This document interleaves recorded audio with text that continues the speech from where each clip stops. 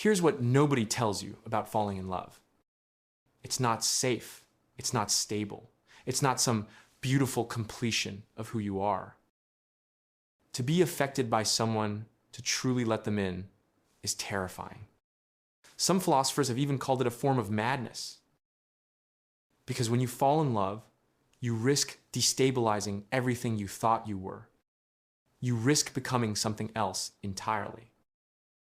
And yet, despite knowing this, despite understanding that love will inevitably hurt us through death, heartbreak, or 1,000 unpredictable betrayals, we do it anyway.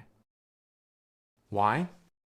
Because the alternative, never letting anyone in, never risking that transformation, is a kind of death in itself.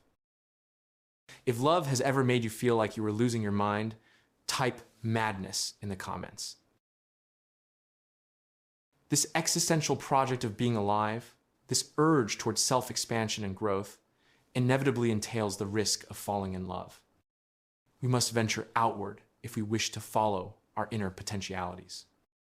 And love may be the greatest act of irrationality we're capable of. Think about it. We commit ourselves to something or someone that will inevitably fail us.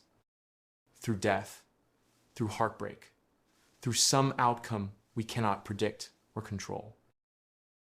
Nonetheless, we surmount our fears of vulnerability and trust that this incorporation of the other is worth the risk. Yes, it may verge on self-destructive at times, and yet the unfolding of love often sustains life itself. The philosopher Albert Camus wrote extensively about absurdity, the fundamental meaninglessness of existence. But even he recognized that love offers something essential. As he put it, the world offers no truths, but only objects for love. Absurdity is king, but love saves us from it. Love becomes the force that justifies life and its inherent suffering. Not because it eliminates suffering, but because it makes suffering meaningful.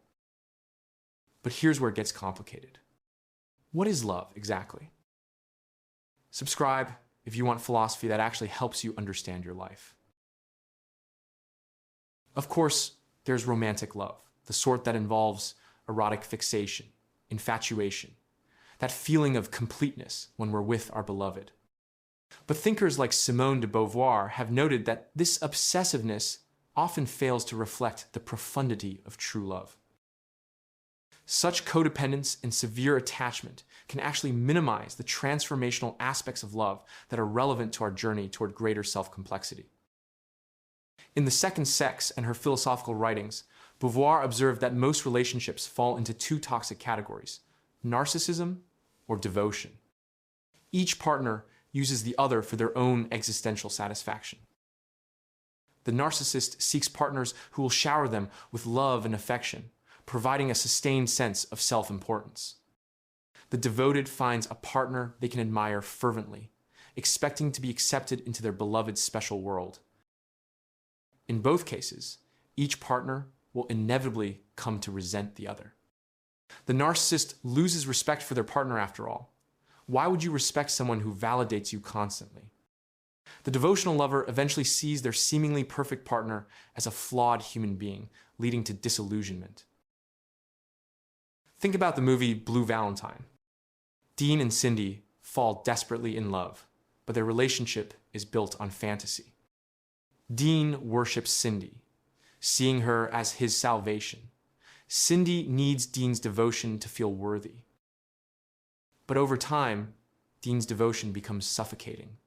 Cindy's idealized image crumbles. What seemed like love was actually two people using each other to fill their own voids. Each dynamic fails to treat the other fully as a human subject, as someone with their own desires, drives, and subjectivity beyond what you need them to be. So what's the alternative? Beauvoir advocated for something she called authentic or true love. A love that respects the autonomy of your partner because you love them for who they are, not who you need them to be. Our beloved is treated above all as an unencumbered and unconstrained subject. as another human to be truly loved and desired for who they are and also who they could become. For Beauvoir, this authentic love allows each partner to expand and grow with and through one another. The feminist writer Bell Hooks offered a powerful definition that captures this. She described love as the will to extend oneself for the purpose of nurturing one's own and another's spiritual growth. Hooks considered love to be rooted in both intention and action. We don't merely experience it passively when we're in love. We demonstrate our love through acts and behaviors. Through this, we grow, and so does the object of our affection. In her book, All About Love, Hooks wrote something that fundamentally shaped how she understood herself. If I were really asked to define myself, I wouldn't start with race. I wouldn't start with blackness. I wouldn't start with gender. I wouldn't start with feminism. I would start with stripping down to what fundamentally informs my life, which is that I'm a seeker on the path, a path about love. In some sense, Hooks and Beauvoir's notions of love capture the self-complexity and expansion we've been discussing. Love is the becoming of oneself through another, all while they do the same. For Hooks, this is the main driver of life and identity. Not power, not achievement, not even survival in the biological sense. Love. Hooks presents us with a theory of human motivation, distinct from Nietzsche's will to power or Schopenhauer's pessimistic will. She offers instead a will to love, the fundamental impulse toward incorporation and reciprocation with the other that informs life. Perhaps this is what we're truly driven by. The need to integrate with that which we are not. What's your definition of love? Drop it in the comments. Let's see how different we all are. Love is desire at its most profound because it allows us to be in a constant process of both being and becoming. We change slightly in the gaze of the other, and we hope they do too, as a result of being exposed to who we are on a deeply intimate level. This is perhaps why the philosopher Gilles Deleuze considered love to be a form of madness. Falling in love necessitates a fundamental shift in perspective, an alteration in how you see the world and yourself. The lovers initiate a process of collective insanity. And through this dynamic, no matter how long or short it may be, something new and unpredictable is created in the merging of the multiplicities that compose the inner world of each participant. Think about Eternal Sunshine of the Spotless Mind. Joel and Clementine's love is chaotic, imperfect, painful. So painful, they literally try to erase each other from their memories. But even knowing they'll hurt each other again, they choose to try. Because the transformation love brings the becoming through another is worth the inevitable pain. That's the madness. Choosing vulnerability even when you know the cost.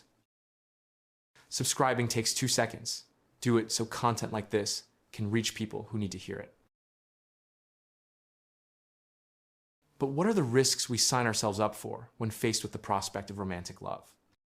Love with another always risks toxicity, heartbreak, and disappointment. A breakup may be characterized by a sense of total loss, as your identity was at one time so intimately wrapped up in your partner's identity. A future may not appear worth living for, as all future plans involve them. The return to the dating scene as a fresh single can be a miserable experience. We subject ourselves to mundane conversations over drinks, all in hopes of recapturing that long-lost flame through a blind date or a Tinder match. Modern love is often riddled with disappointment. Sociologist Eva Illouz has described the trials and tribulations inherent in the modern dating scene with brutal precision. In her book, Why Love Hurts, she writes, "Few people living in the contemporary era have been spared the agonies of intimate relationships. These agonies come in many shapes. Kissing too many frogs on the way to Prince Charming, engaging in Sisyphean internet searches, coming back lonely from bars, parties, or blind dates. When relationships do get formed, agonies don't fade away. One may feel bored, anxious, or angry in them, have painful arguments and conflicts, or finally go through the confusion, self-doubts, and depressions of breakups or divorces. Dating apps, hookup culture, and therapy speak can easily depersonalize the intimacy and vulnerability we tend to associate with romantic situations. Date after date, ghosting. The feeling that yes, there are plenty of fish, but your bait is somehow defective.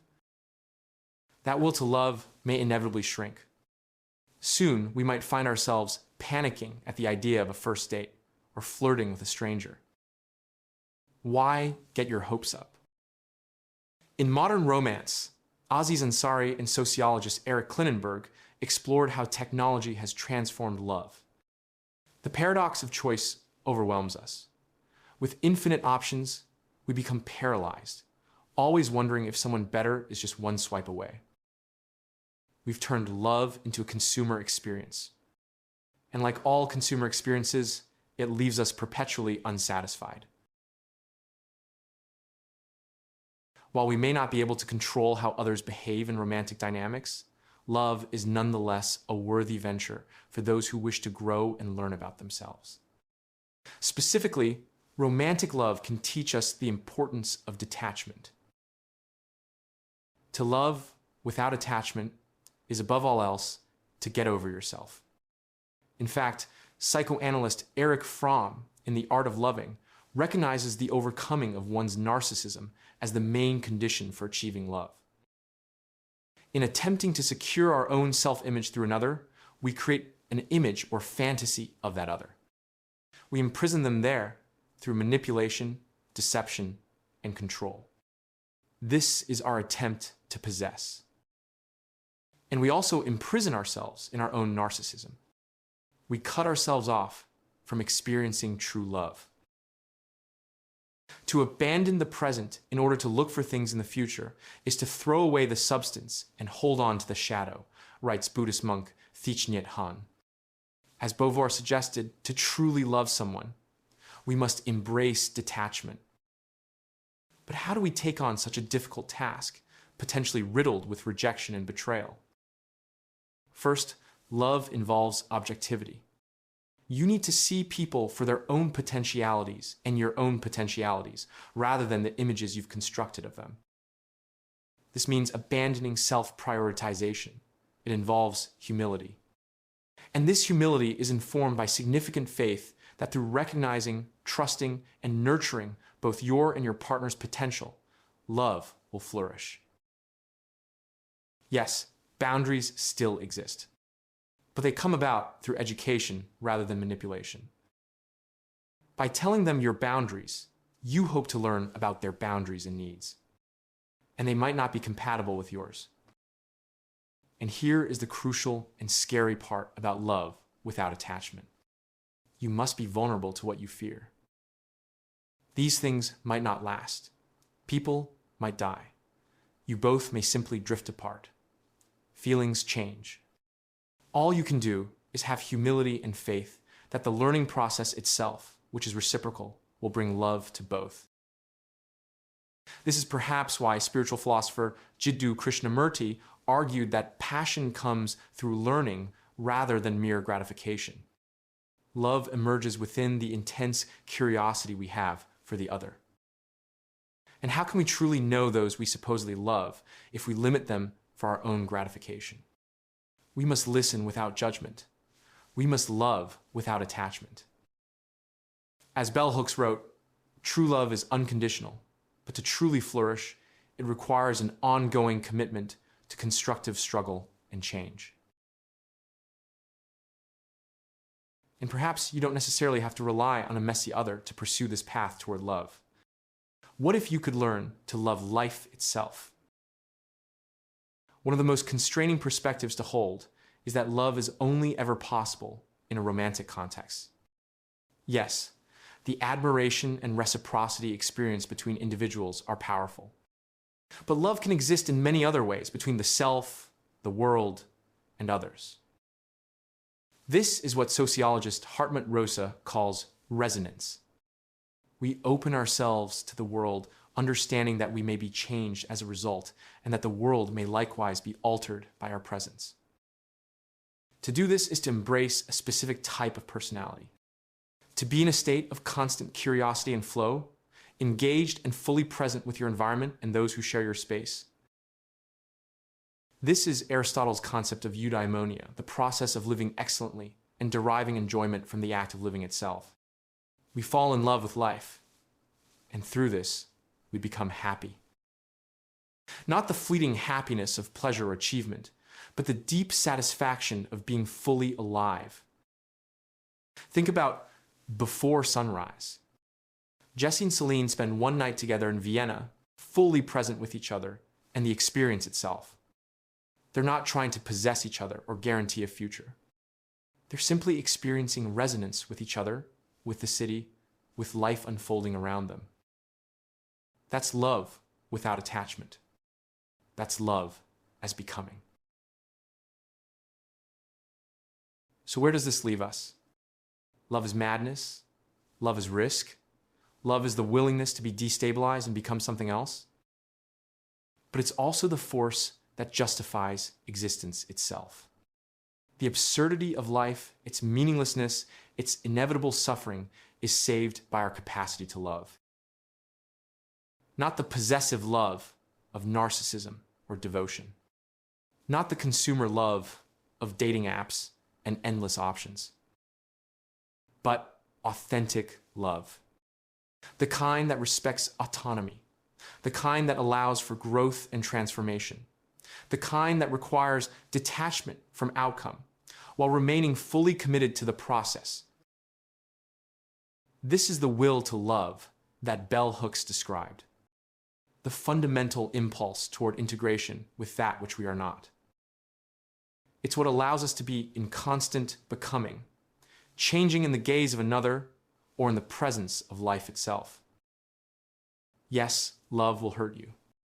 It will break your heart, challenge your identity, force you to confront your narcissism and your fears.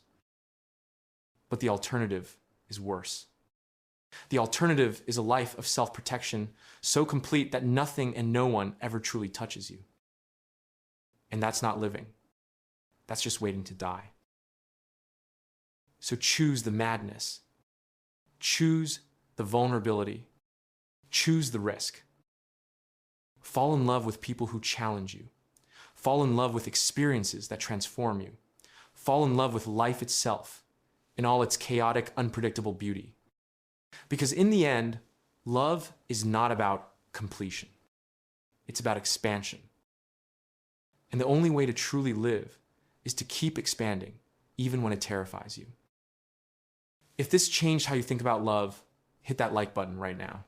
And subscribe, because philosophy this honest deserves to reach more people. What's the most transformative love experience you've had, romantic or otherwise? Share it below. Let's learn from each other. See you in the next one. Stay open.